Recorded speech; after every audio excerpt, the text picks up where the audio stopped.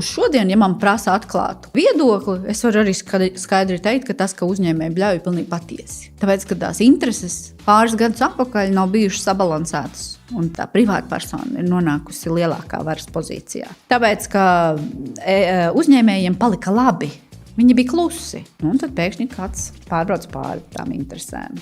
Organizācijas pārvaldība un cilvēki ir numur 1. Un tas nav stāsts par to, ka es tūlīt visus atlaidīšu, ielikšu iekšā īstos cilvēkus. Ja tu nebūsi tas empātiskais līderis, kas redzēs, hei, mēs esam nogājuši, hop, lecam apakaļ, tad nekur mēs netiksim. Kā tavuprāt, kas ir nākotnē gatavs ierēdnis? Pēc būtības tas ir tāds ierēdnis, kuram ir atļauts uzņemties atbildību.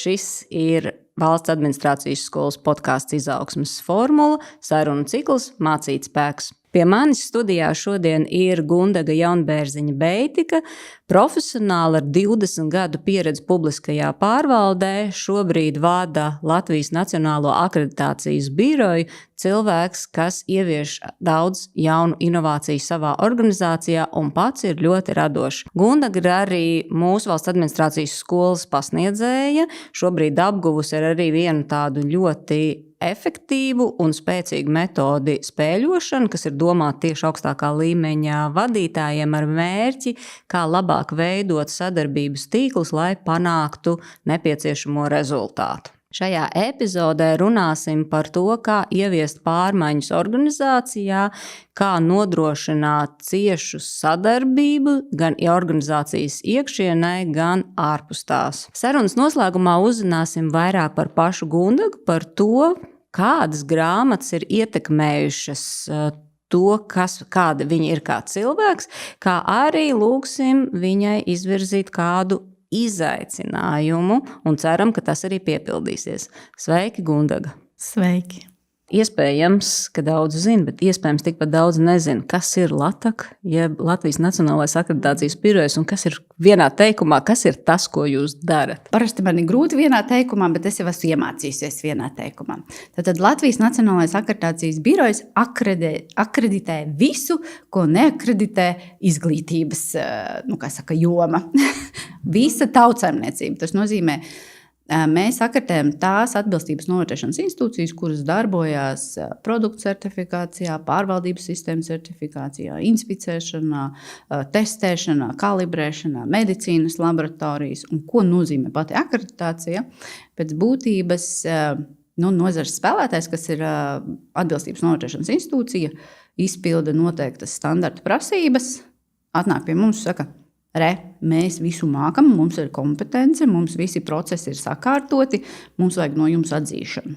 Un tad mēs aizējam, paskatāmies, jā, jūs tiešām visu mākat, jums ir personāls, jums ir pārvaldības sistēma, jums ir dokumenti, un mēs iedodam atzinības rakstu. Nē, tas nav atzinības raksts. Tā ir apliecība, jā. Piemēram, tas, ka es to esmu pamanījusi Gulbu laboratorijā, kur viņi raksta, mēs esam akreditēti tādu un tādu, kopš tādu un tādu gada, tad jūs esat tie, kas Gulbu laboratoriju ir akreditējuši, jā? Un ko dod akreditācija pēc būtības, tā ir vistiešākā veidā nozares atbalsts eksportspējai, konkurētspējai, jo pateicoties akreditācijai, mēs varam uzticēties tam spēlētājiem. Jā? Viens ir, es varu tev pateikt, man ir pieredze, man ir zināšanas, man ir augstākā izglītība, bet es to varu apliecināt arī dokumentāli, un vēl es to varu apliecināt caur trešo neatkarīgo pusi. Tas, kas mums ir ļoti svarīgi, lai akreditācijas birojs ir starptautiski atzīta iestāde. Jo, ja mēs nebūsim starptautiski atzīti, tad pamatā šis certifikāts mums radīs uzticamību tikai vietējā tirgu. Jā, kas mums nav tas galvenais eksportspējai un konkurētspējai. Tā kā, šeit šis globālais tirgus ir numur 1. Jo pateicoties šiem certifikātiem, produkti, kas tiek ražoti Latvijā, ļoti viegli iegūstās globālo vērtību ķēdēs.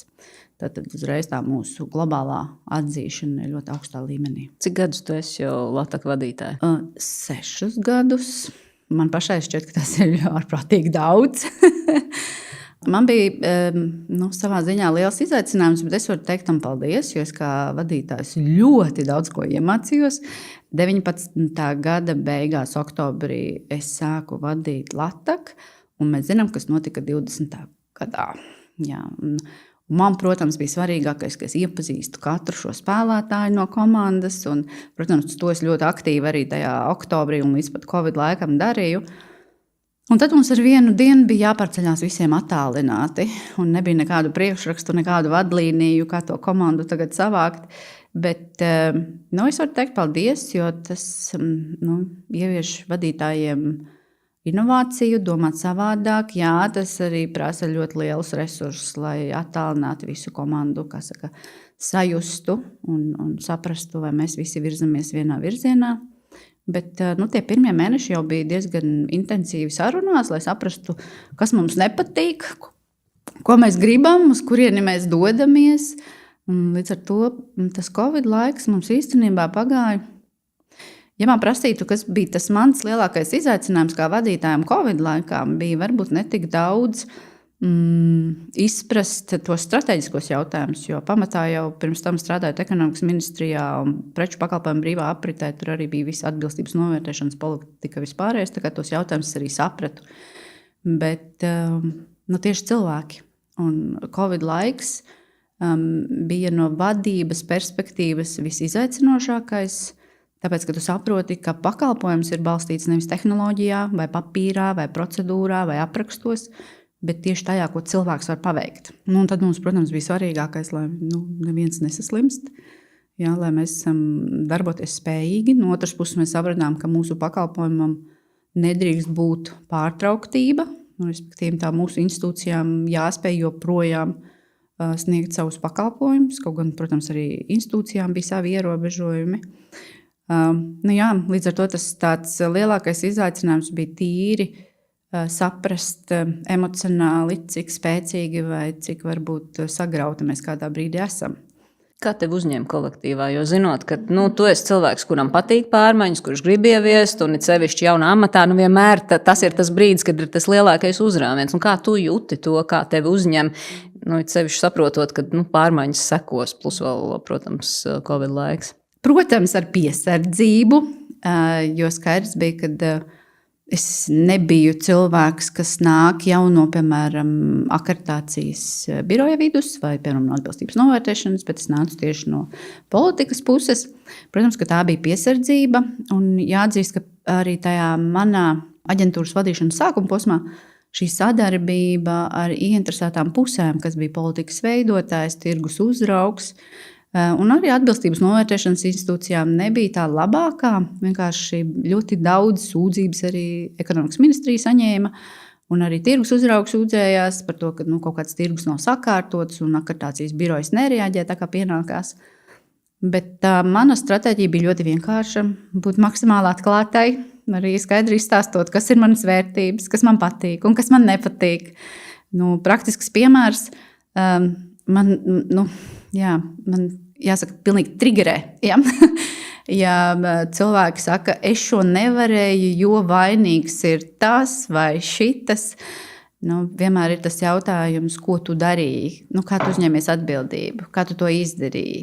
Tu vari teikt, es to nevarēju, bet es mēģināju, ja? Tad es uzsitīšu pa plecu. Tāpēc tādas, man liekas, ļoti svarīgi atklātas lietas pateikt, kas man kā vadītājiem patīk, ko es ļoti augstu cienu, un kas man pilnīgi ar šādu jautājumu nenāca pie maniem. Apmēram. Kaut gan es esmu atvērta visiem jautājumiem, bet man liekas, tas svarīgākais būt ļoti atvērtam. Un līdz ar to, tā kā es biju ļoti atklāta, tad arī komanda ļoti ātri atvērās. Cik ātri tu tomēr jūti, kad arī tu saņem to uzticību no savas komandas puses? Jāatzīst tā, ka tas bija ļoti atkarīgs no cilvēkiem, bet 95% atvērās diezgan ātri. Bija atsevišķs procentu daļa, kur es ļoti labi sapratu, ka laikam tā vēsturiskā trauma kaut kādā ziņā ir bijusi dziļāka un vadītājam nevar uzticēties un nevar atvērties, bet arvien vairāk uzdodot tādus ļoti atklātus jautājumus, es arī secināju, ka tā komanda, tas nebija ilgs laiks, mēs esam 21 kopā, tie bija kādi maksimums 3 mēneši. Bet vadības cilvēki jau ļoti ātri atvērās un, izklāstīja, jo vadītājiem jau pirmais jautājums, kur ir problēma. kur ir mūsu problēmas. Vadītājs nekad neteiks, stāstiet, kur tad mēs esam izcili. Vienmēr ir, kur mūsu problēmas, un tad tu saproti, ka to problēmu ir daudz, jā. Jo savā ziņā akreditācijas biroja tas tāds pozitīvais, ka visa pārvaldības sistēma, tas briedums ļoti liels, būvēts tad, kad es sāku, bija jau 25 gadi, jau tie ir 30 gadi. Un tad šķiet, viss ir superīgi, bet tajā brīdī, kad tu saki tam lielajam kuģim, tagad griežam pa labi vai griežam pa kreisi, tā komanda saka, nē, mums vienmēr tās pogas ir šādi noregulētas. Ne pa labi, ne pa kreisi. Un tā mēs te kursu uzņēmuši jau 25 gadus. Un tas bija tāds lielākais izaicinājums, varbūt iekustināt to kuģi, lai viņš pagriežas vai pa labi, vai pa kreisi. Bet stratēģiski tas nebija sarežģīti arī, jo es teicu, jums ir kur kuģa visa vadības pults, jūs varat pamēģināt viņu pavadīt. Tā kā jūs gribat, jo jūs jau zinat, kur ir problēmas. Un praktiski tas bija tā, ka mēs izveidojām tādu līderības grupiņu, kas arī tos pirmos mēnešus arī tikās. Skaidri mēs taču zinām, kur ir problēma, mēs sēžam ap galdu un viņu mēģinām atrisināt. Tad pagāja pāris mēneši, un es prasu, kādi ir rezultāti, un rezultātu nav. Bet es arī redzu, ka viņi tajās sanāksmēs viņi ļoti aktīvi diskutē, un tā sanāksmes arī notiek, bet nav lēmumu, nav rezultātu. Tad beigās, tad, kad es sāku piedalīties klāt tajās grupās, jo es gribēju, lai viņi paši, protams, ļaut viņiem to droši. Jā, savu saliņu, lai viņiem ir droši. Un es nejaukšos iekšā, es vienkārši paņemšu to rezultātu un teikšu, malači, ja, jūs paši atrisinājāt šo problēmu. Ja, nevis es atnācu un pēkšņi atrisināju kaut ko. Un tad jūs teiksiet, kas tas tāds ir, ja? Tu neko te nemāki un nejēdz. Lūk, bet beigās sapratām, ka mēs sēžam profesoru ap galdu. Visi vadošie vērtētāji, un es arī tā uztveru vadošos vērtētājus, viņi tiešām ir augstu cienījami profesionāļi, un katram no viņiem ir ļoti augsts arī šis tāds perfekcionisma slieksnis uz tādu kvalitātes pārvaldību, un līdz ar to, ja kādam ir izcinājumi, tad ir 101 pretarguments, kāpēc tas risinājums neder. Un pēc kāda laiciņa tu jūti, ka nav jau vairs risinājumu. Ir tāds, šito mēs nevaram, vai arī mēs esam tikuši pa 70%, bet šeit vēl nav 100%, mēs pieņemt arī nevaram. Tad nācās nedaudz tādus mazus principus ieviest, kaut vai tas pats praktiskais, kad ja mums ir kaut kas pa 70% skaidrs, pieņemam un ejam uz priekšu. Neskatoties uz to, ka varbūt tie 30% var kādu risku radīt. Svarīgākais ejam uz priekšu. Tad mums bija arī tādas situācijas, ka mēs vienkārši balsojam vairākums. Ja ir par, pārējiem jāsamierinās. Vienkārši kādā brīdī tu esi vairākumā, kādu brīdi tu esi mazākumā. Bet vismaz tas kuģis sāk jau kustēties lēnām. Šobrīd es esmu milzīgi pateicīga par komandu, jo to kuģi viņi paši stūrē, un man tikai atliek pateikt, tur ir tāda pasakaina sāla vai kur.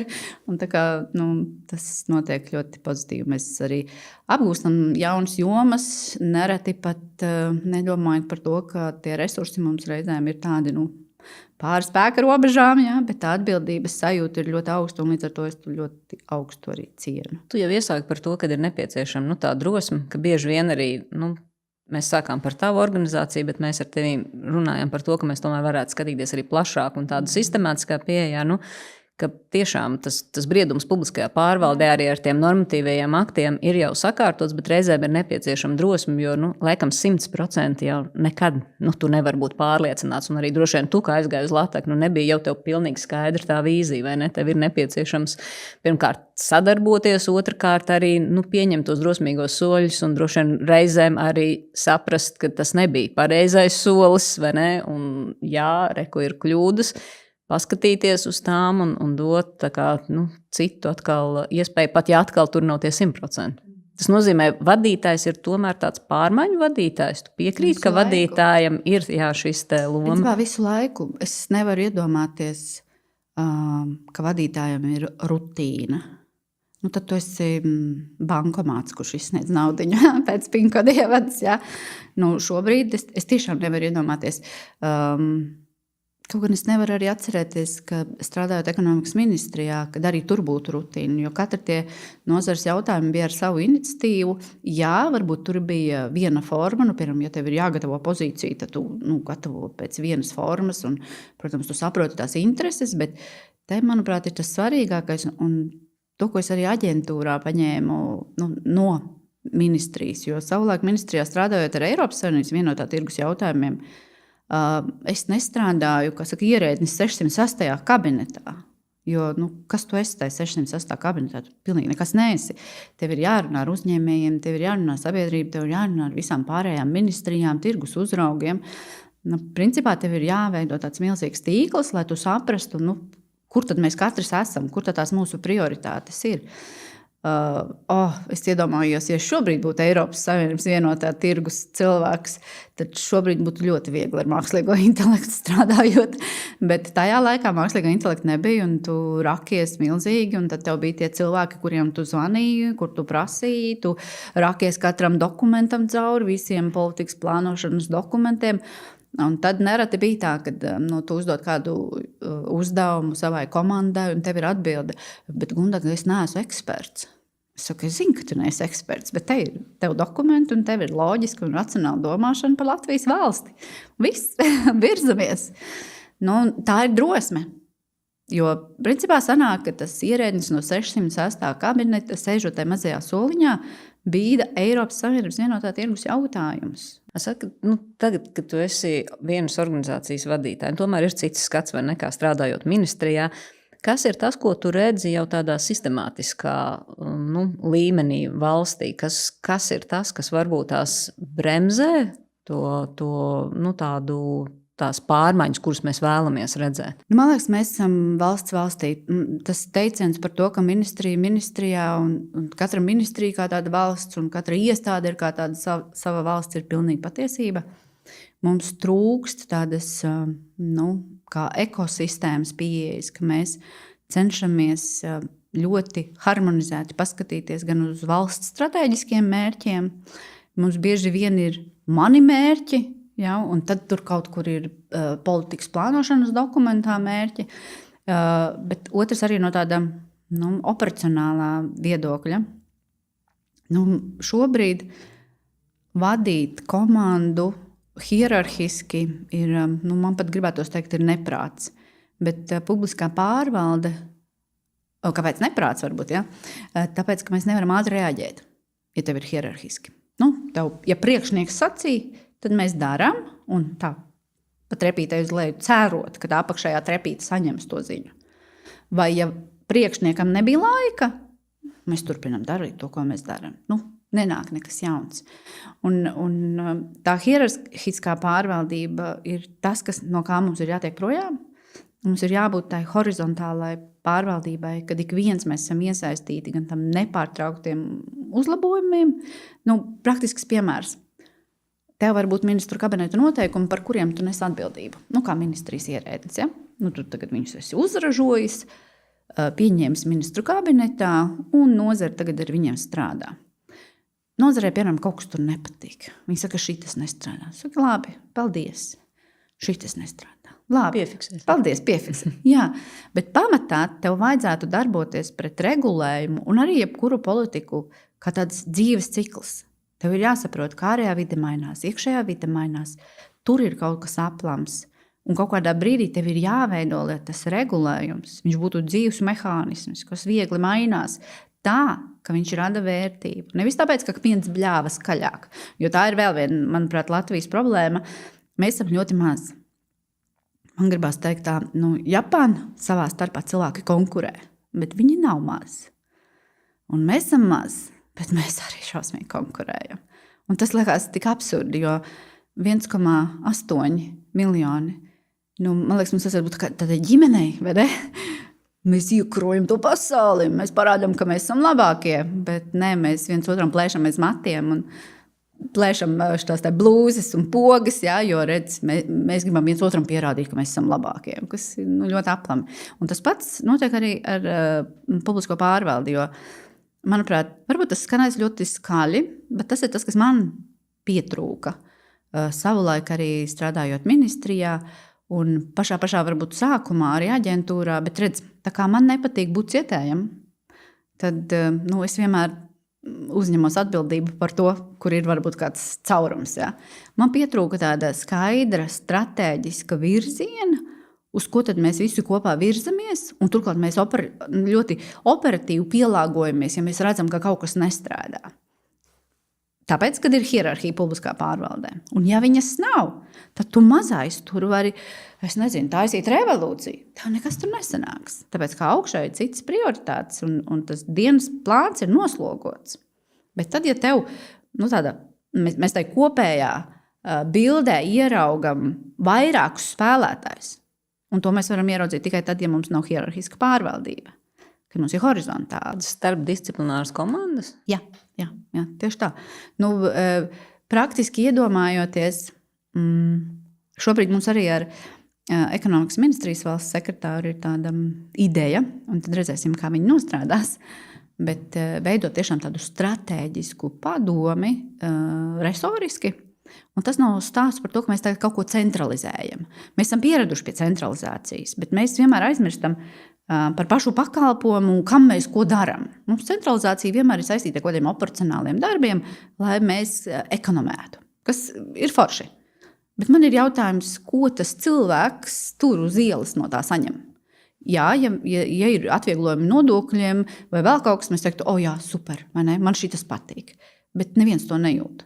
Tāpēc, manuprāt, domājot par tādu stratēģisku ekosistēmu, ir jādomā par to, kā mēs visi kopā tajā vērtību ķēdē virzamies uz to vērtību, ko mēs dodam Latvijai tādā attīstībā ilgtspējā. Ilgtermiņā. Respektīvi, nevis mēs tur skatāmies uz mūsu mazo mērķīti, bet skatāmies ilgtermiņā. Jā, mums ir jābūt arī operacionāliem mērķiem. Piemēram, praktisks piemērs, lai aģentūrai būtu tā kā komandai vieglāk fokusēties, kas tad ir tās mūsu prioritātes, jo pamatā tā dinamika šobrīd ir tik milzīga, ka mēs varam fokusēties uz daudz ko. Manuprāt, tā ir arī mūsu jauniešu šobrīd lielākais izaicinājums, ka tev ir tik daudz iespēju, ka tu sevi izdedzini, jo tu nezini vairs ko. Tu vari būt influenceris, un tu vari aģentus ražot, tu vari visu kaut ko darīt. Ja? Mūsu laikā tā nebija. Tu biji priecīgs, ja tu studiju laikā vēl varēji kādā kafejnīcā pastrādāt, tos 5 latus dabūt, lai varētu nosakt kaut kādus izdevumus. Tieši tas pats ir arī uz publisko pārvaldi. Mums ir ļoti svarīgi noteikt to strateģisko virzienu, un būs ļoti daudz jaunas informācijas. Kā saka, tas informācijas gūzma ir milzīga. Un, piemēram, aģentūras mēs skaidri pateicām, termiņš, apjoms, kvalitāte. Un ļoti vienkārši.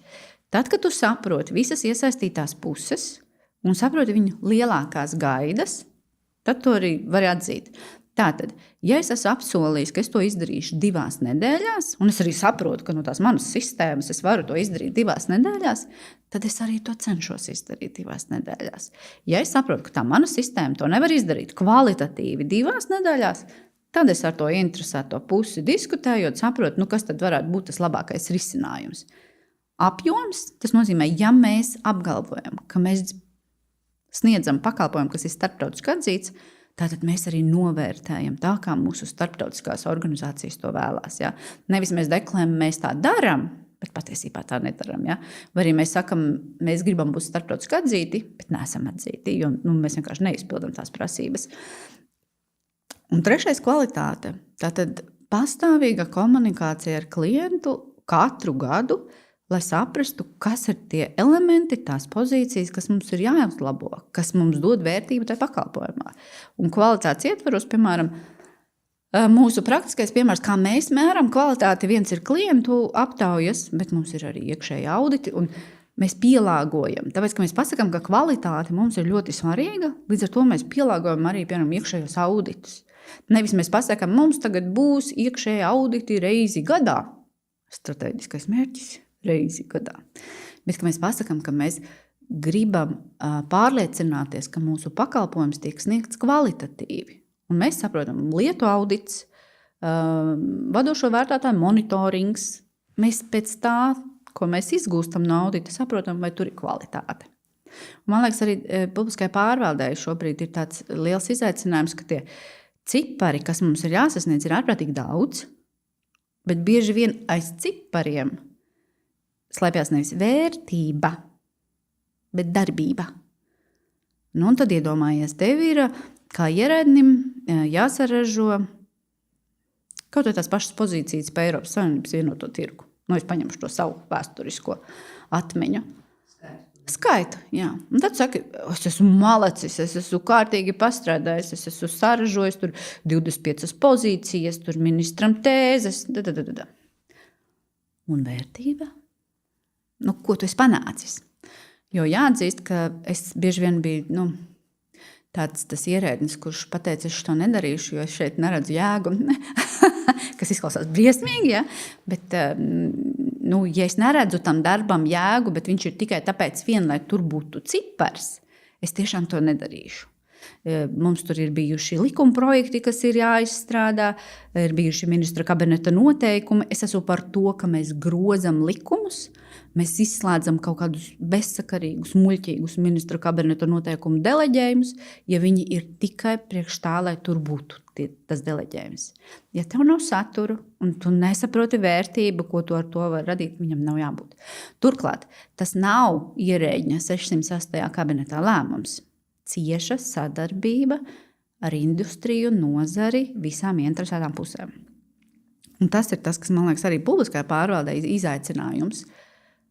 Vai katrs ierēdnis ir gatavs runāt ar citiem politikas veidotājiem, lai viņš ieraugtu to savu bildi jau tādā ekosistēmā, un vai viņš ir gatavs tiešām runāt ar to savu partneri nozarē. Nevis vienu cilvēku, bet tiešām ar nozari. Un mums bieži vien ir tā, ka publiskā pārvalde nav, viņa vairāk reaģē uz to, kurš skaļāk kliedz, bet viņa nav proaktīva. Patiesībā, ja man ir tā ikdienas saruna, tā kā mums arī aģentūrām, mēs ar klientu tiešām ikdienā sarunājamies. Kā jūs to darat? Jūs organizējat tagad, es esmu organizācijas pārstāvis, mums ir 1-pret-1 tikšanās, vai kas ir tas, kā jūs veidojat to sadarbību? Aģentūras pašā sākumā, es atceros, bija atsevišķas jomas, kur mēs saņēmām sūdzības. Un tad es novēroju praksi, kā atbilde uz sūdzībām bija pēc būtības atbildēt, vai mēs tam piekrītam, vai mēs tam nepiekrītam un kāpēc. Es domāju, ka mēs visi varam saprast, tā nav dzīva saruna. Un tad mēs beidzam gadu ar, 60 vēstulēm, un neviena no pusēm nav laimīga. Pirmkārt, mēs, tāpēc, ka mūs nesaprot, un otra puse, tāpēc, ka mēs neko nesaprotam. Mūsu prakse ļoti viegli mainījās. Visas tās, visi tie jautājumi, kas bija problemātika, visi tika aicināti pie galda. Un tas ir tas svarīgākais – runāt apusēji. Jo pirmkārt, jo vairāk mēs runājam ar to pusi, kur ir problēma, jo vairāk arī mēs saprotam, tā mūsu empātija ieslēdzās, un mēs vairāk saprotam nevis tur burtu, bet jau to garu. Mēs saprotam, jā, tur kaut kas tomēr ir, jā, un mēs varam izrunāt vairāk nekā uzrakstīt. Turklāt arī klients daudz vairāk saprot gan to akreditācijas drēbi, gan viņš saprot, kas aiz tās vēstules stāv. Stāv kādi cilvēki, tur ir aizmugurē, kāda ir šo lēmumu loģika. Jo man liekas, tas lielākais izaicinājums bieži vien ir uz lēmumiem, kurus mēs nosodam arī kā sabiedrība, ja mēs nesaprotam, kas tur aizmugurē ir. Kas pa loģiku šim lēmumam bija? Tas varbūt arī rada to plaisu, kas mums ir tajiem lēmumiem, kurus tu nesaprotam. Ja mums nav skaidra loģika, vai arī mēs nezinām, varbūt kādi kompromisi ir aizmugurē, mēs nevaram pieņemt tos lēmumus. Un jo vairāk mēs kaut ko nezinām, it sevišķi pārmaiņās, cilvēkam ir dabiska reakcija protestēt par to. Vai viņš noslēdzās, vai viņš uzbruk, vai viņš noģībst. Bet tas ir tas svarīgākais. Jā. Un pamatā tas arī, man liekas, ka vadīt valsti, tas ir uz katru ierēdni. Jo šī atbildība, tā kā Robina Šarma, tas pamatprincips, ka līderība nav titula. Varētu teikt tāds jau visiem zināms vai apgalvojums, bet tam ir ļoti liela patiesība. Jo pēc būtības, iedomājies, ja tu esi ierēdnis, tu, protams, kalpo valstī. Tu taču nekalpo nodaļas vadītājiem. Bet tu esi vecākais referents. Kam tu kalpo? Nodaļas vadītājiem, kurš tev iedod uzdevums? Taču nē, vai ne? Vai tur valsts sekretāram kalpo? Nu, arī nē. Premjeram? Nu, arī nē. Prezidentam? Nu, arī nē. Nu, tautai. Tāpēc savā ziņā tev ir jābūt tai līderībai, lai tu kā tāds maziņš graudiņš radītu to ietekmi. Bet tā ietekme, protams, ir tās divas puses publiskai pārvaldei. Radīt procesus, jo inovēt ir super, bet ja mēs tikai inovēsim, būs ļoti liels hauss. Tāpēc tas balans atrast starp to procesu un inovēšanu ir ļoti svarīgs. Šobrīd, piemēram, praktiski piemērs mākslīgais intelekts. Eiropā top regulējums. Nozara vārās, mākslīgais intelekts ir uz galda. Eiropā top regulējums. Tā notiek Eiropas Savienībā. Vispirms top Eiropas Savienībā, komisijas koridoros regulējums, bet ja kāds saka, tur komisija šito izdarīja vai vēl ko, atceramies, ap galdu sēž visas dalībvalstis. Tas tā nav, ka tur viena komisija kaut ko saražoja, un viena pati pieņēma. Nē, tur sēž visas dalībvalstis. Mēs visi varam ietekmēt, kas tur tajā regulējumā ir iekšā vai nav iekšā. Jo pretējā gadījumā tas būtu tā, ka ekonomikas ministrija pieņem MK noteikumus un visi ar viņiem samierinās. Tā tas nav. Visi ministri sēž ap galdu un pēc tam redz tos MK noteikumus. Ja? Un tieši tāpat tas ir Eiropas līmenī.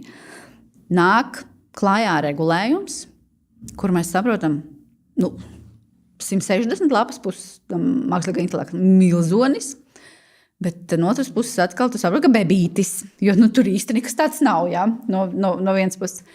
Un tad mēs tagad skaidri gaidām, ka vajag būt arī standartiem. Gaidām šos standartus. Un starptautiskā pasaule iet vienu ceļu, un Eiropas pasaule iet citu ceļu. Pat nevis citu, bet paralēlu ceļu, man gribās teikt. Un, piemēram, šobrīd arī uz mākslīgā intelekta sistēmu certifikāciju. Mēs gribam pierādīt, jo kas vajadzīgs industrijai? Tas regulējums vispār nav stāsts par to, ko vajag komisijai vai regulātoram. Nē, tas ir jautājums, ko vajag industrijai. Kāpēc top tāds regulējums? Ja? Tur var patērētājs būt aizsargāts, kāda vājākā puse, kā vienmēr, jo publiskai pārvaldē vajag sabalansēt vājāko un spēcīgāko pusi, bet tas nenozīmē, ka nosvarās tikai vienā pusē. Tur vajag šīs abas puses. Un šobrīd, piemēram, mēs gaidām standartu, lai mēs varētu mākslīgā intelekta sistēmas certificēt. Bet mēs tā varam gaidīt ilgi, jo kam pieder tāda labākā prakse, ir principā tirgum, kurš šobrīd vēl veido labāko praksi, bet standarti ir par labo praksi. Un tāpēc ir tāds absurds, tā kā loks, tāpēc arī šis ir tas pagrieziena punkts, kas man liekas ir ļoti labi mākslīgā intelekta ietvaros, parādīja to, ka tradicionālā sistēma, it sevišķi tādās strauji augošās un nozarēs, kur ir liela ietekme, ir vajadzīga cita sistēma. Tev ir jābūt iespējai pierādīt to savu uzticamību ar kādiem paralēliem instrumentiem, kamēr tā labā prakse top. Jūs neakreditējat, kamēr nav skaidrs, kas ir tā labā prakse. Tieši tāpēc, ka tā sistēma tā ir izveidota.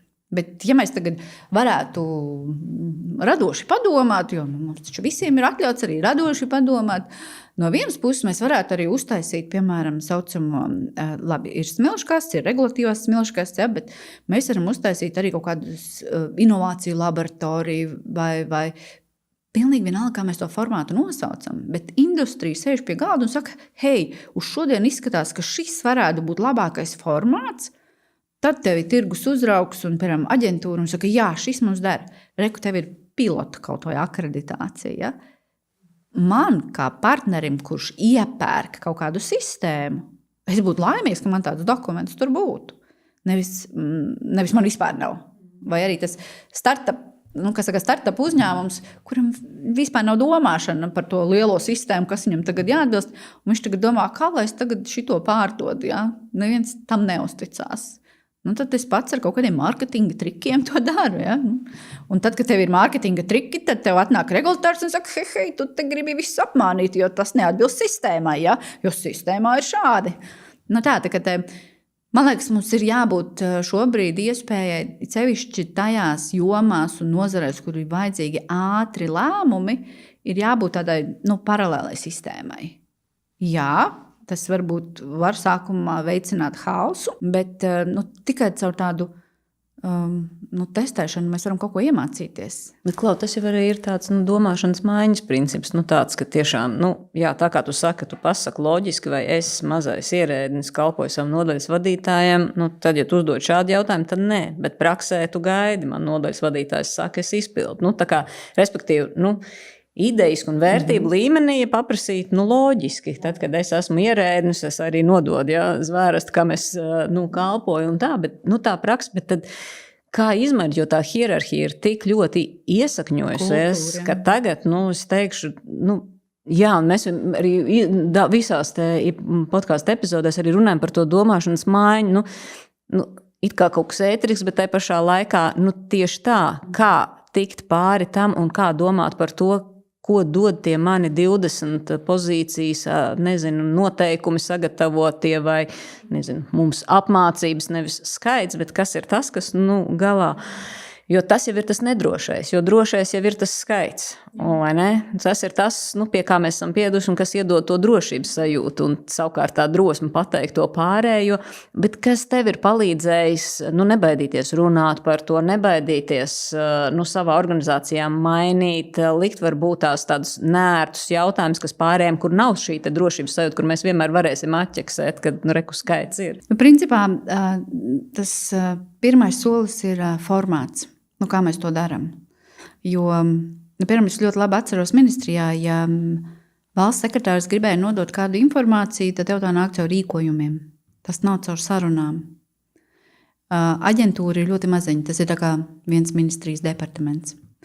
Un pirmais caur formātu, tātad mēs radījām šo vadības grupas sanāksmes katru pirmdienu, kas likās nothing special. Bija, Jā, mums pirmdienas vienmēr īstenībā diezgan grūts, jo reizē mums tās sarunas ir sarkaniem maigiem un izpūrušiem matiem. Bet tās vadības grupas sanāksmes pēc būtības, protams, tas mazais solīts, lai tu neradītu milzīgu diskomfortu. Mazais solīts ir veidot šādu komandu, kurā tu saki, tad vadītāji stāsta, kas tad jums vakar bija, un kas tad jums rītā plānojās. Tas ir tas pierastais, jo mēs esam pieraduši stāstīt, mēs taču zinām, ko vakar darījām un ko rīt plānojam. Tad nedaudz tam formātam pamainoties, mēs sakam, rekur, šis ir izaicinājums no vakardienas, kā mēs šo varam pamainīt? Un pakāpeniski mūsu vadības grupas ir izmainījušās tādējādi, ka pirmkārt mums ir paplašinājies arī to iesaistīto lokus, tātad tur nav tikai vadītāji. Tur ir arī asistenti, kvalitātes asistenti. Mums aģentūrā tas ir tāds nodaļu vadītājs. Tur ir arī kvalitātes vadītāji un jebkurš, kuram ir interese, vai kuram ir sāpē, vai kuram ir problemātika, viņš zina. Pirmdienās, 10:00, viņš var slēgties klāt, vai viņš var būt birojā vai attālināti. Tur viņš savu problēmu var atrisināt. Jo mums praksē var būt situācijas, un tas pats arī izpaužās, manuprāt, arī politikas veidošanā. Tev ir uzdots uzdevums. Piemēram, kaut vai tas pats ministru kabineta noteikumi jāizstrādā. Tu nezini, no kura gala sākt. Tev nav drosmes, varbūt tev nav arī tīkla ar nozari, ar ko tu vari sazināties. Tev vajag kādu padomu no, piemēram, tiešā vadītāja. Tiešais vadītājs nav pieejams. Un, manuprāt, Covid laiks, pēc Covid laiks, kas ir mainījis arī to kultūru, kā mēs strādājam, tādam introvertam, ierēdnim, kuram ir nedrošības slieksnis augsts, viņš paliek ar to problēmu un viņš principā var katru stundu gruzdēt tikai, bet viņš netiek uz priekšu. Un ja vēl gadās, ka tas vadītājs ir apmēram tā, kā tu nesaproti un tev taču pašam ir jāsaprot, tad ticim man otrais es tur neiešu. Ja? Un tad tur top visādi šedevri no tā regulējuma puses, vai arī netop vispār. Un tāpēc tā ir tas svarīgākais, kad ir jābūt šim formātam, kur mēs varam ļoti atklāti pateikt, mums ir problēma šāda, es izmēģināšu šo un šo, vai man, piemēram, ir priekšlikums šāds un šāds, bet es neesmu par to pārliecināts. Labi, tu man varbūt nevari palīdzēt, bet varbūt tu zini, kā mēs šito var paprasīt. Piedodiet, mums ir tāds ieinteresēto pušu loks. Personīgi strādājot 20 gadus publiskā pārvaldē, katrā ministrijā es zinu kādu cilvēku. Tas ir viens. Vienalga, mums būs kaut kāds diskutabls jautājums, mēs 1-2 varam sadabūt rokā konkrēto ierēdni un tā tālāk. Tieši tas pats ir arī uz nozari. Nevalstiskās organizācijas, 20 gadi mēs ar viņiem kopā strādājam. Nu, tev ir tur cilvēki katrā, un tu vari atrast. Tev vajag atrast kaut kādu labo piemēru. Vienalga, kaut tajā pašā mākslīgā intelekta jomā. Nu, mēs esam slēgtā burbulī, mēs nezinām, ko dara industrija. Nu, taču ver to burbuli vaļā, jo ārā ir tur ir cita pasaule. Ja? Nu, un attiecīgi tu dabūni to informāciju. Tāpēc te ir tas svarīgākais, tās iekšējās kultūras maiņa, bet es negribu vainot to referentu. Bet, ja man prasītu, kas būtu šajā gadījumā vainojams, tad tas ir vadītājs, kurš nav bijis, ar tik apveltītu to līderības prasmi, lai iedvesmotu un palīdzētu apgūt šīs jaunās prasmes tai savai komandai, ka palīdzību var atrast un palīdzību var meklēt, un es atļauju, un es palīdzu ārpus šīs mājas un ēkas sienām. Nevis tā, tu nezini, es sazvanīšu. Tev vajag, es izdarīju. Un beigās tu nesaproti, kāpēc tā tava komanda ir vienīgi idioti, vai ne? Tu visu zini, viņi neko.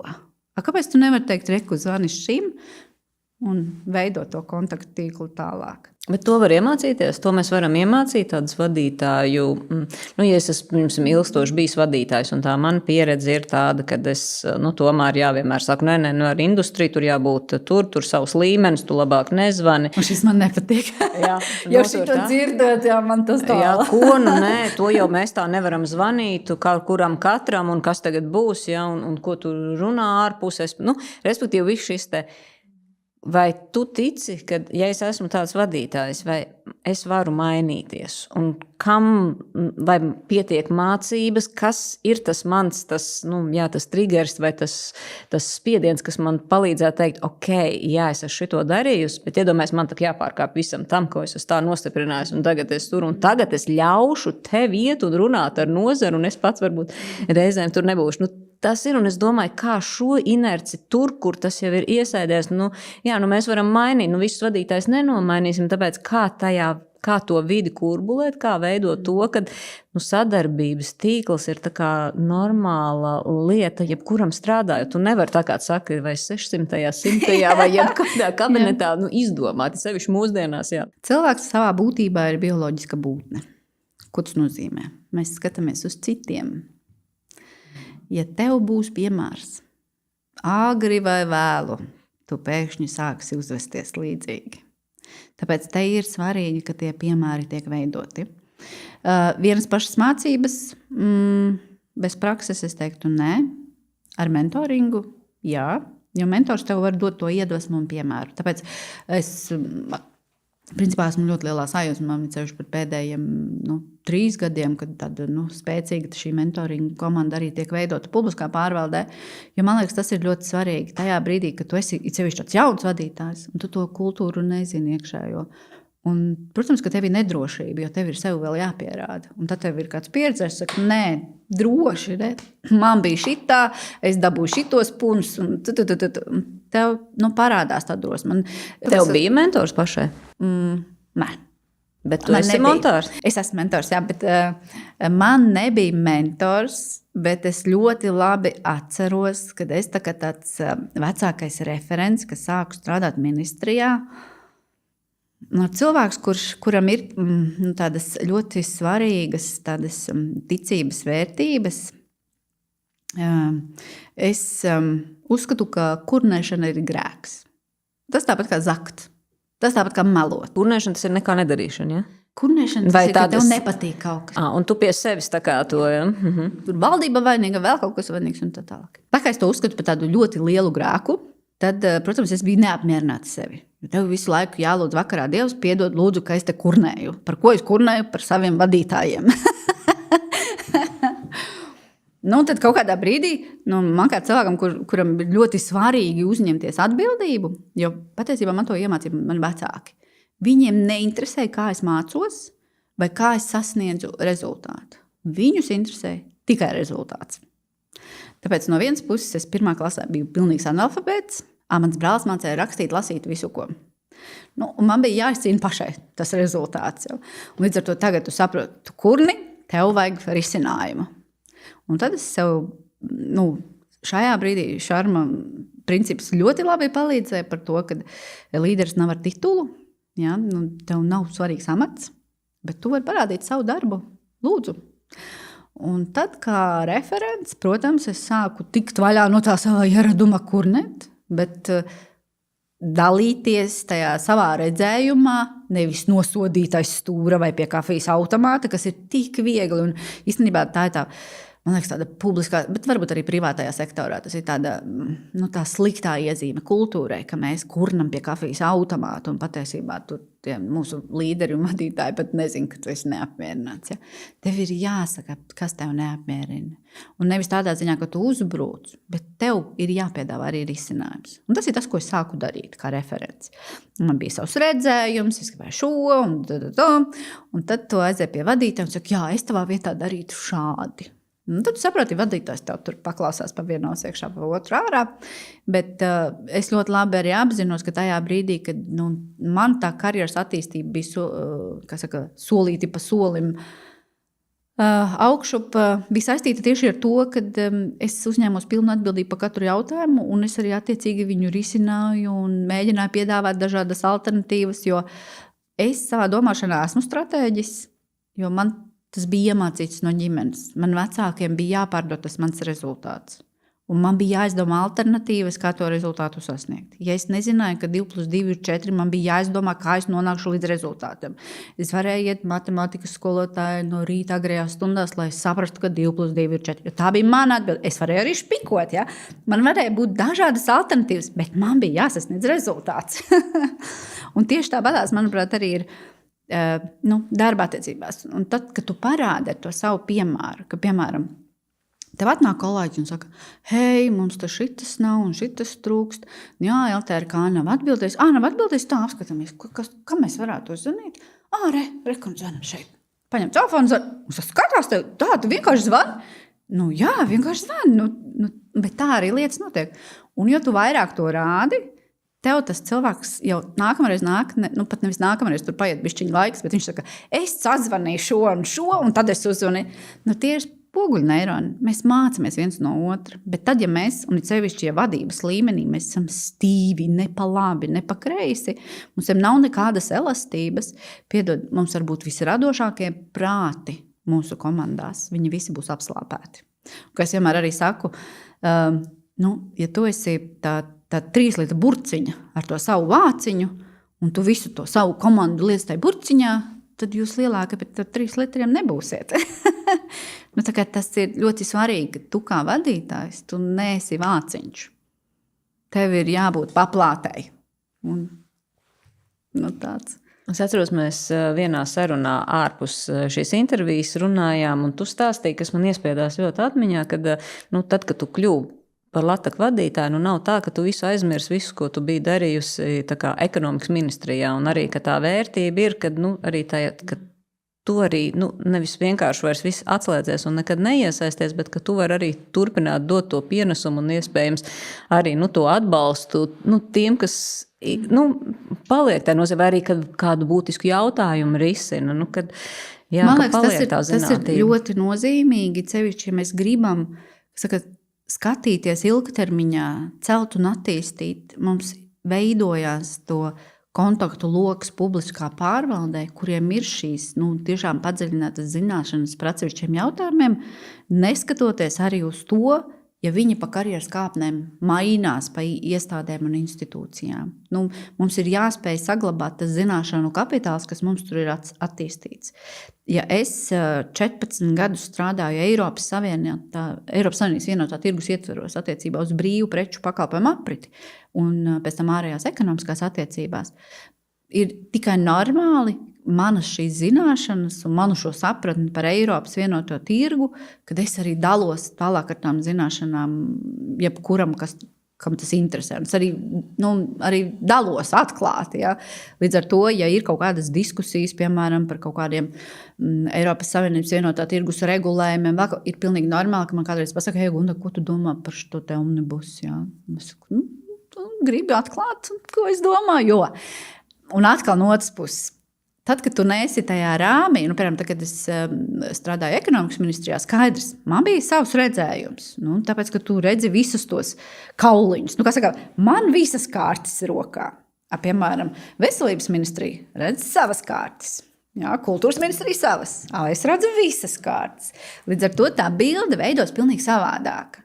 Tāpēc tajā brīdī, kad es strādāju ekonomikas ministrijā, tās manas pozīcijas, es meklēju tās alternatīvas, lai visas puses būtu apmierināts, bet vienlaikus es arī sapratu, ka tu nevari nosvērties vienai pa daudz.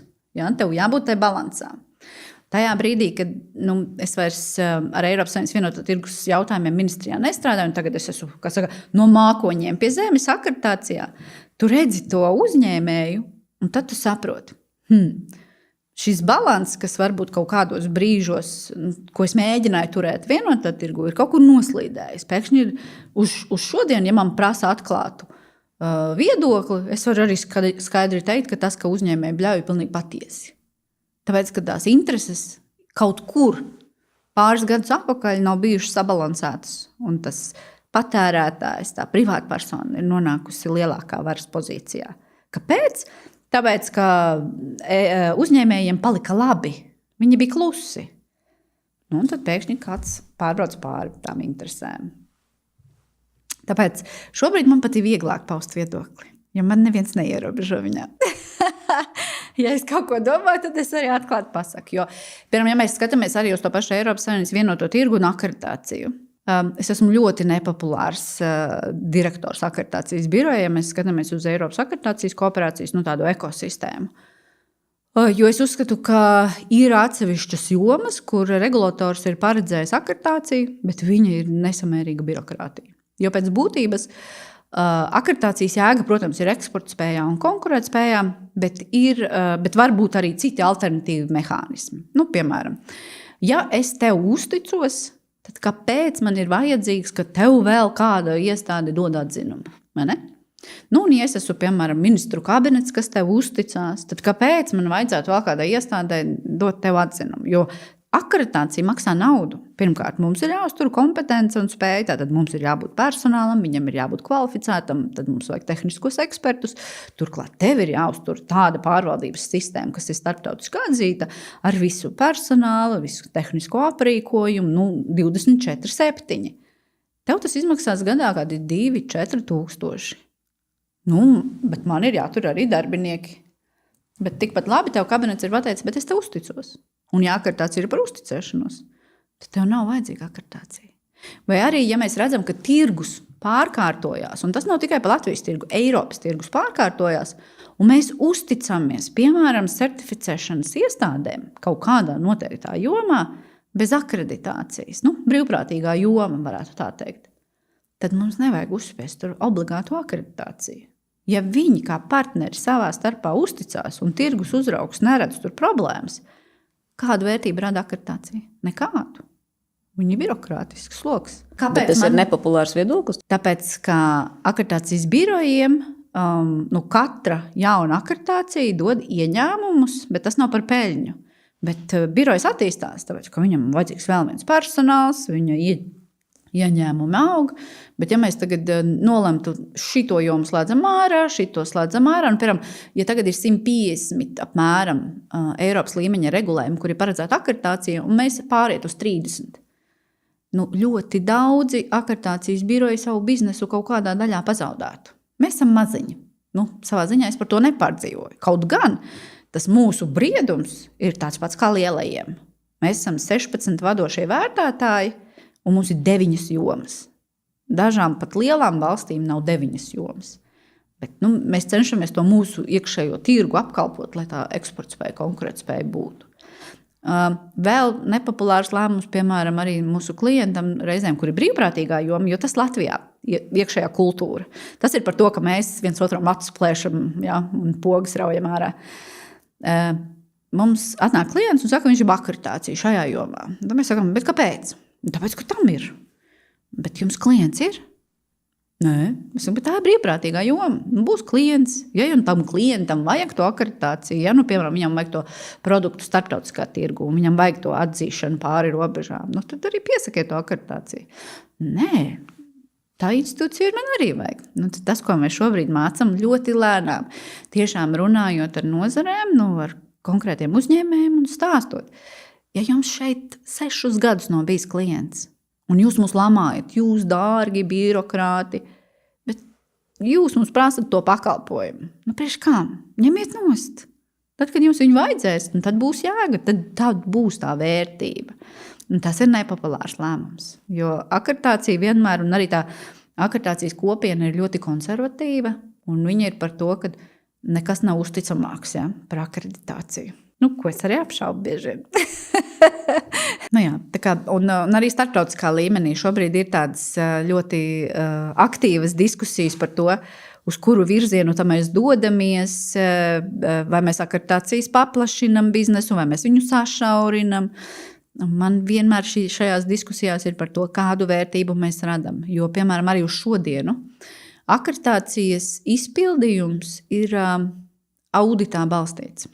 Tātad, tu man apliecini, ka tev ir kompetence un spēja, es to novērtēju, vizītē, dokumentāli, tu man praktiski nodemonstrē, un tad 5 gadu ciklā es tevi reizi gadā atkal auditēju pa atsevišķiem jautājumiem.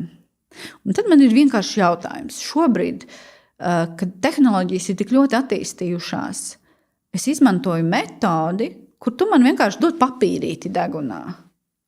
Es tiešām varu uzticēties tavai kompetencei un spēju no trešās puses, piemēram, nevis no akreditācijas, 24/7.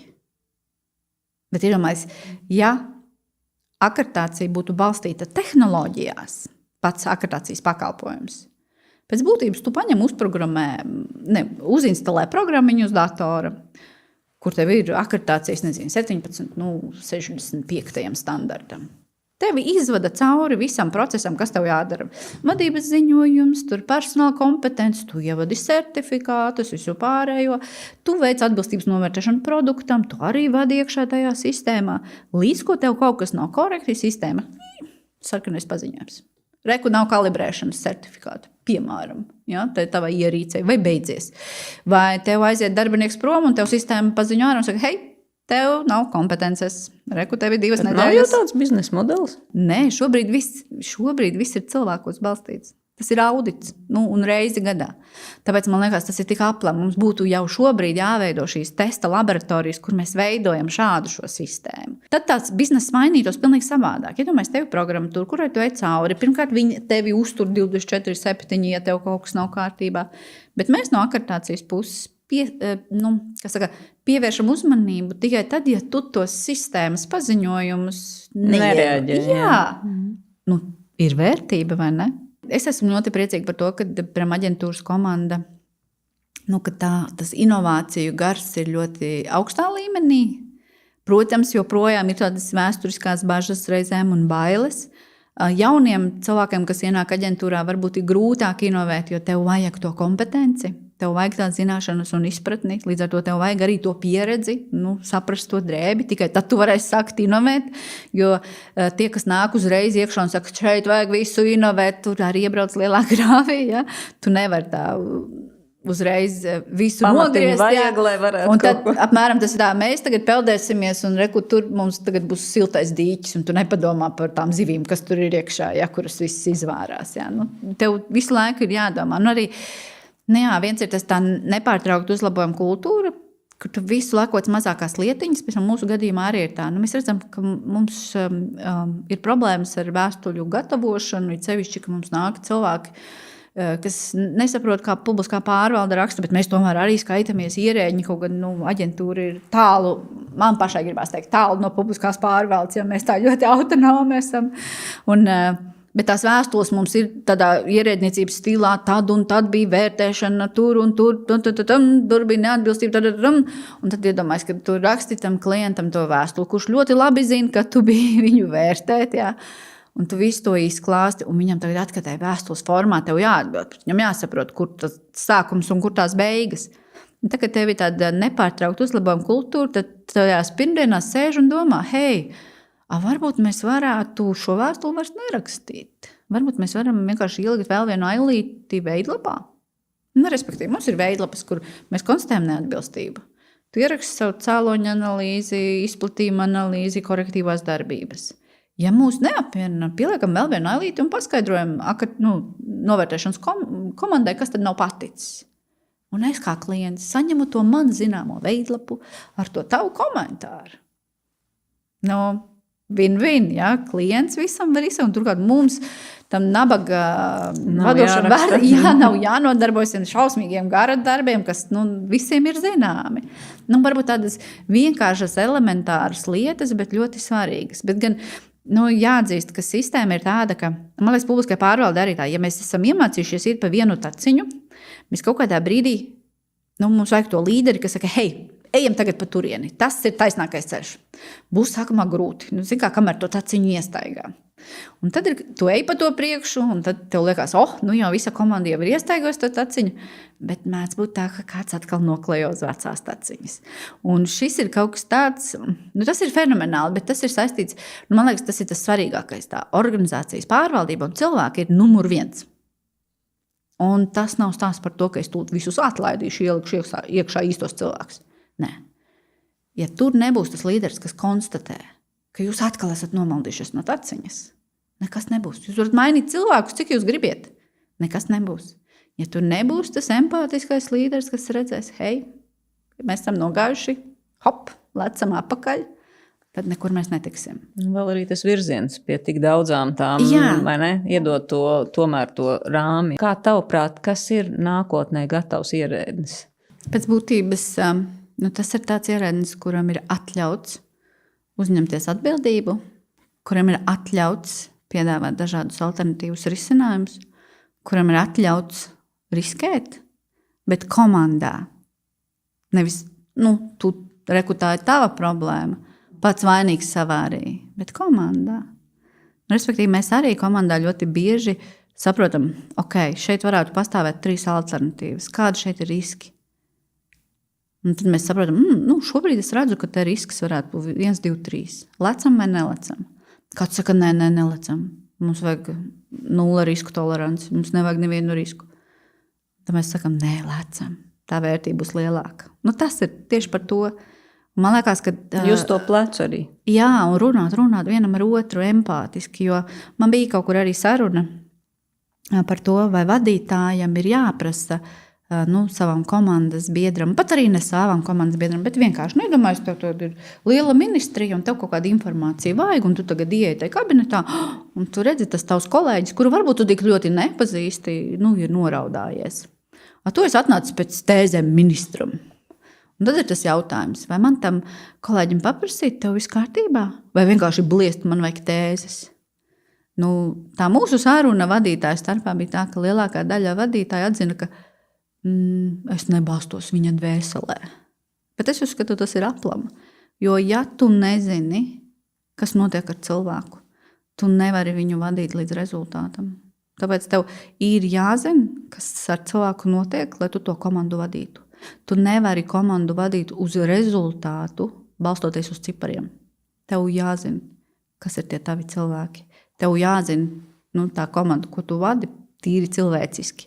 Tāpēc man liekas tāds būtiskais aspekts arī vadītājiem ir, tev ir jāsaprot tīri bioloģiski, kā darbojās cilvēks. Numur 1. Tas arī manā pieredzē bija ļoti svarīgi. Mēs tagad tieši pāriesim uz jautājumiem, manuprāt, kas arī varbūt skar šo cilvēku izpratni. Mēs katram viesim pirms tam palūdzām minēt filmas, grāmatas, varbūt tās kādus rakstus, kas ir veidojis tev vai kas raksturo tevi. Tu minēji Džonu Maksvelu, Robertu Grīnu, Jordanu Petersonu, un vēl tu minēji, ka Harvard Business Review raksti. Vai tu vari ieskicēt, kāpēc šie autori, par ko viņi raksta un kāpēc tev viņi ir svarīgi? Ja man uzdot jautājumu, kas vadītājiem jābūt kabatā, tam piezīmju blociņam kādam, šobrīd viss ir digitāli, tā es gribētu teikt. Tu nevari visas grāmatas nesāt sev līdzi. Tad par Harvard Business Review tas ir stāsts tieši par to, ka tas ir tas mans blociņš, kur es pastāvīgi redzu, protams, tas ir, mums ir jāskatās, protams, kam pieder Harvard Business Review un vispārējais, un kas tas pa tirgu ir apakšā, bet mēs redzam visas tendences, kas notiek cilvēku vadībā, pārmaiņu vadībā, kaut kādās krīžu vadībās, stratēģiskos lēmumos, sistēmās. Tas ir must have. Ja es kaut ko tajā mēnesī izlasu, tad kaut vai viens variants, kad es izlasu visu saturu detalizēti no tā, kas tā mēneša Harvard Business Review ir pieejams. Plus, protams, tā kā es šo materiālu arī abonēju, man ir pieejami visi case studies, un es varu arī iedziļināties kādā konkrētā jautājumā, kas man ļoti interesē. Es ļoti labi saprotu, ka man ir vajadzīga personāla politika, bet es gribu viņu modernu, un es gribu viņu tādu, kas ir mūsdienīgi, ja? Kas nav manā prātā, manā galvā, manā izpratnē ar maniem tarakāniem, jo es redzu, ka es tevi gribu vadīt tieši šādi. Ja? Nē, un tāpēc arī, piemēram, personāla politiku gatavojot, man bija ļoti svarīgi iedziļināties, kas šobrīd notiek, kādas ir tendences, kā cilvēki, kā arī jaunā paudze skatās uz darba tirgu, ja, un noliekot kaut kādus principus, kas bija ļoti svarīgi. Tas ir viens.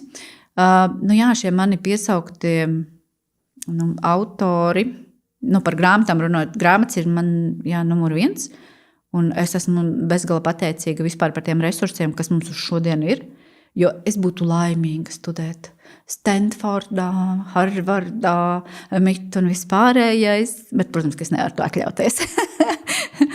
Un tad tu saproti, ka tu vari sēdēt atkal kā cietējs. Man nekā nav, šeit jau mums nav izglītības, bet tu atver to plašo internetu, kur tev ir pieejams, arī par to pašu mākslīgo intelektu, tev tik daudz fantastiskas lekcijas bez maksas tajā pašā YouTube, kur tu vari visas tās jaunās informācijas smelties, ir tik ļoti svarīgas. Ja mēs runājam par līderību, 2008. gadā man bija iespēja iepazīties ar John Maxwell team komandu šeit Latvijā. Viņi veidoja tā kā uzņēmējiem pašam. Džonam Maxwellam ir tā viņa vīzija, miljonus līderi, ko viņš tā kā apmācīs. Un tajā 2008. gadā es iepazinos ar komandu. Redz kā, tu man teici, vai man ir mentors. Jā, man ir, bet es tā uzreiz pa valsts pārvaldi. Valsts pārvaldē man nebija, kad es sāku, jā. Bet man ir, mentors. Un tieši no šī John Maxwell komandas, George Clintons, ļoti foršs vārds uzvārds, jā, bet, tas bija cilvēks, ar ko es varēju sazvanīties, un mēs varējām parunāt par visādiem maniem izaicinājumiem, kad es kļuvu par vadītāju. Bet es piekrītu tam viedoklim, kas vairāk sliecās par to, ka līderis nepiedzimst, bet līderības prasmes mēs apgūstam. Un tas ir tāpatās kā frizieru prasmes. Tu vari būt fantastisks frizieris, jo tev ir arī talants, bet prasmes tev ir jāapgūst. Un par līderību ir tieši tāpatās. Tev var būt dabiskais talants, piemēram, tev patīk komunicēt. Jā, Dēls Karnegi ir manējais par komunikāciju, jo, ja man kāds prasītu, vai es esmu introverts vai ekstraverts, es esmu piedzimis pilnīgs introverts. Man kā mazu bērnu noliks turīties, tur varēja nosēdēt visu dienu un vispār nekur neložņojot, neko nemeklējot. Un savulaik mācoties klavieru spēli, kad man bija jāiet uz skatuves, man bija pilnīgs blackouts, un es tikai zināju pirmos akordus un pēdējos akordus. Galvenais piecelties, paklinīties un nenoģībt. Ko šodien vispār nevarētu pateikt. Bet arī, man liekas, tā ir tā mana mācība no vecākiem. Vienalga, ka tu esi introverts vai ekstraverts, kā tu to savu ceļu ej, tā ir tava atbildība. Man vajag rezultātu. Protams, man, diemžēl, vecāki šķīrās, un tajā brīdī man vairs nebija, kas pieprasa rezultātu, un es biju pilnīgi no ķēdes norāvusies. Jā. Tad man bija jāmeklē, kam tad es esmu atbildīga tam rezultātam. Un es atradu, kam. Es pati. Es sapratu, ka patiesībā ne jau vecākiem vajadzēja, bet paši sev, un tas iekšējais. Lūk, jā, tāpēc Džons Maksvels, un man ļoti arī patīk, ka viņš iet caur tādu bībeles un ticības prizmu, jo patiesībā arī man kā bērnam pirmā grāmata bija Bībele. Bet man liekas, es to stāstu jau esmu stāstījusi. Un nevis tādēļ, ka mani vecāki būtu bijuši ļoti ticīgi, vai man vecmāmiņas, viena bija luterāna, viena bija pareizticīgā. Un man ļoti, līdz ar to no vienas vecmāmiņas patīk ikonas. Jā. Tur kaut kas ir tāds, man pašai ļoti patīkās, kaut kāda enerģija tur ir iekšā. Bet tā ir vecmāmiņa, kas bija luterāna, viņai bija Bībele. Un tu iedomājies, ka tu ieraugi Bībeli ar zelta lapa maliņām, un tas taču bija kurš gads ārprāts. Jā, es neteikšu kurš, bet ļoti, ļoti sen atpakaļ. Un tur bija tajā vecajā rakstā, un man vecmāmiņa mācīja, kā lasīt tajā vecajā rakstā. Un tas, ko man viņa atšķīra, bija Pāvila vēstules korintiešiem. Un tu, protams, lasi, un tev tur tik forši principi. Un es kaut kad pat īstenībā arī izdzīvojot to manu vecāku šķiršanos krīzi un sasniedzot jau tādu savu briedumu 30+, pat vienā brīdī gribēju uzrakstīt grāmatu jauniešiem, kā tu vari sevi saturēt rokā tajā trakumā. Jo tie principi, kas tev tur ir, tev tā kā bišķi piebremzē. Ja? Tev liek uzņemties, bišķi paskatīties sevi, ka tu neesi galīgi no ķēdes norāvies. Lūk, tāpēc Džons Maksvells bija īstajā laikā un vietā, un arī tas veids, kā viņš to pasniedz, ļoti strateģiski pa punktiem, un tas man arī patīk. Man ļoti patīk strateģiski izklāsti, nevis kaut kādi mākoņi pa labi, pa kreisi. Ja? Tad, piemēram, arī tas pats Jordans Petersons, šis stāsts, tev ir jāsaprot, kāpēc. Tepat vairāk man patīk tas Gabors Matē, kāpēc cilvēki reizēm rīkojas tā, kā viņi rīkojās. Ja? Un cevišķi tā, ka tu vadi komandu. Un tā ir tik liela atšķirība. Tu vari vadīt dokumentus, rakstīt procesus un cerēt, ka cilvēki. Jā, bet tā nav taisnība. Tu vari nerakstīt nevienu dokumentu, nevienu procesu, un tev cilvēki virzīsies pareizā virzienā. Tas ir par to vērtību. Cilvēks vienmēr ir pirmā vietā, ir sevišķi tur, kur ir jautājums par tādām izpildījumu, kas primāri balstās uz cilvēku. Un publiskā pārvalde ir tieši par to. Un tāpēc man gribās teikt, ka tieši šobrīd, man liekas, ka šobrīd, un ar visām vēlēšanām, visiem covidiem pa vidu, es neskatos sociālos mēdījus, es neskatos televīziju, es nesakoju līdz ziņām, kāds var teikt, šausmas, un kā tu tā nedrīkst tā darīt, tev tā ir jāzina, kas notiek. Bet tā informācija ir tik ļoti piesārņota, ka es arī ļoti labi redzu no kolēģiem, kas to dara, ka publiskā pārvalde šobrīd ir traumēta. Bet mēs ļoti labi zinām, ka cilvēks caur traumu nav racionāls un loģisks.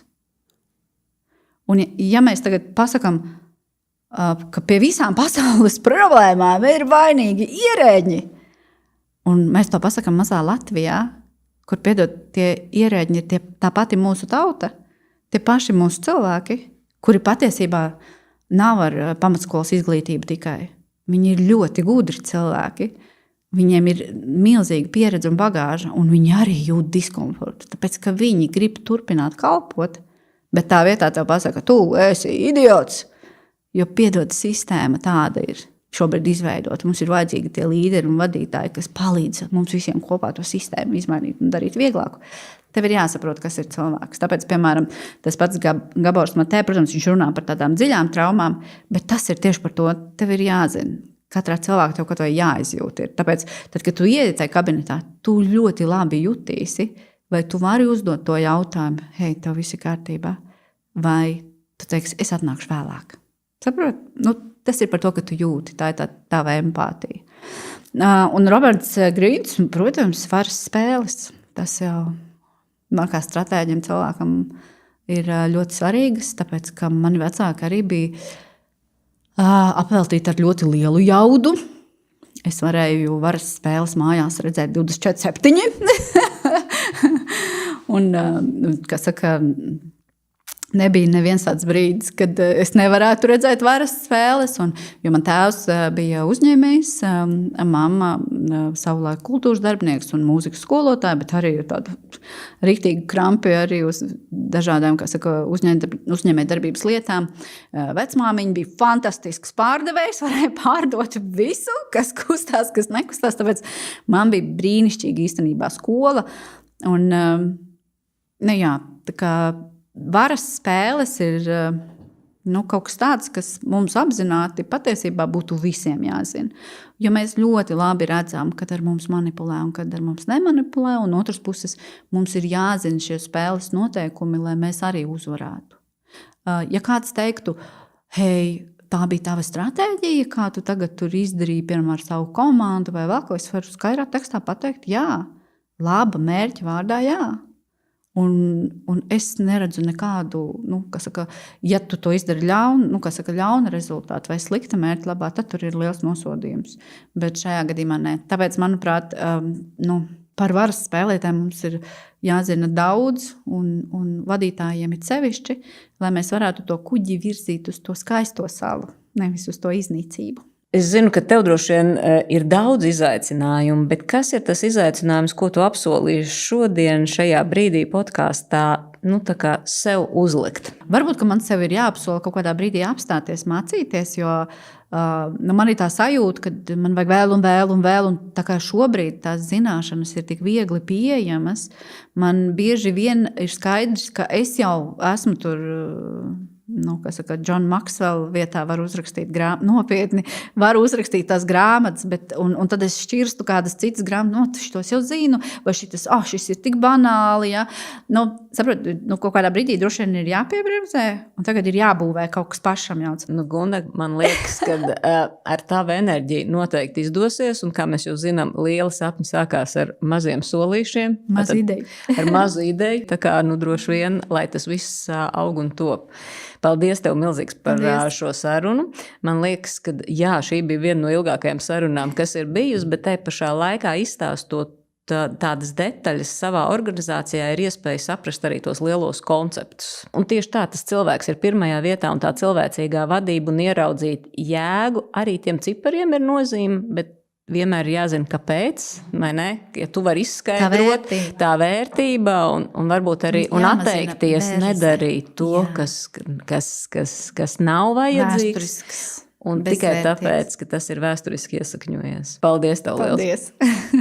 Paldies klausītājiem, paldies skatītājiem, ja jūs uzrunāja šīs dienas tēma. Atbalstiet mūs, nospiediet īkšķīšus un padalieties ar citiem. Gaidīsim jau jūs nākamajās Izaugsmes formulu mācīt spēks epizodēs.